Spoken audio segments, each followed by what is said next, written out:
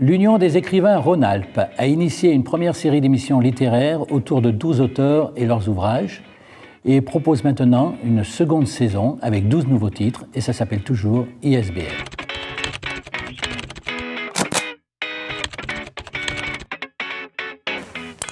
Christian Fougerouz, bonjour. Vous êtes un professeur d'économie, vous êtes un écrivain en matière d'économie et en matière d'histoire rurale, d'histoire régionale très productif. Vous avez une biblio fort impressionnante.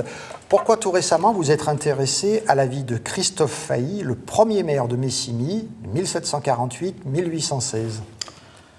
Eh bien, à Messigny, le premier maire était un inconnu. Jusqu'à présent, l'histoire officielle pensait qu'il s'agissait d'Hippolyte Donin de Rosières, maire de Messigny en 1826.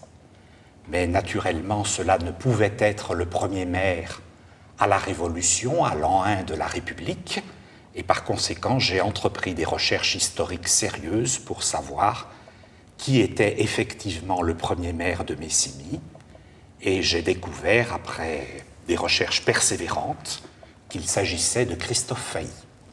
Est-ce que le fait d'avoir fait ce travail a changé le regard des villageois sur leur premier maire, finalement ? Pour le moment, non. Je pense qu'il est probablement trop tôt pour la prise de conscience. Il ne faut pas oublier qu'on est dans un village qui a une histoire qui a été entièrement, dont les débuts ne sont pas réels, ne sont pas vrais, puisqu'on aboutit ici, dans le cadre de cet ouvrage, à une révision profonde de l'histoire locale. Et par conséquent, cette prise de conscience viendra, mais pour le moment, c'est trop tôt dans un village qui a été forgé, dont l'esprit a été forgé de manière très conservatrice. Et pour l'institution, est-ce que ça a changé ? Pour la mairie elle-même, est-ce qu'on reconnaît votre maire ? Pour le moment, je pense qu'il est trop tôt et qu'effectivement, cette reconnaissance n'a pas eu lieu, probablement parce que cela aboutit aussi à une révision politique déchirante. Il ne faut pas oublier que c'est une commune qui n'a guère connu, qui n'a quasiment jamais connu d'alternance politique. En un mot, le sujet du prochain livre.